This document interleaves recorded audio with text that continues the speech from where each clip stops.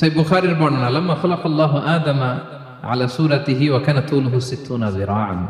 আদম আলাইহিস সালামকে যখন আল্লাহ তৈরি করলেন 60 গজ লম্বা করে তৈরি করছিলেন। আমাদের সাইজ যে এখন যে সাইজ, এই সাইজে কিন্তু আদম আলাইহিস সালাম ছিলেন না। 60 গজ লম্বা। ধীরে ধীরে আমাদের এই সাইজটা ছোট হয়েছে।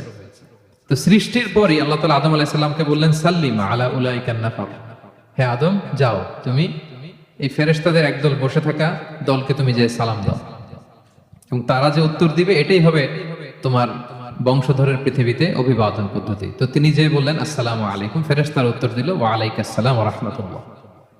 তাহলে দেখেন আদম আলাইহিস সালামকে সৃষ্টির পরে আল্লাহ বলে নাই যে আদম আমি তোমার রব, আমাকে সিজদা করো, আদম আমি তোমার রব, আমার জন্য ইবাদত করো, জিকির করো, এগুলো কিছুই বলেন নাই। প্রথমে কি বলছেন? সালাম। রাসূল সাল্লাল্লাহু আলাইহি ওয়াসাল্লাম মদিনাতে পৌঁছে প্রথমে কি বলছেন? সালাম। মিল দেখছেন রবের কথায় রাসূল সাল্লাল্লাহু আলাইহি ওয়াসাল্লামের কথায়?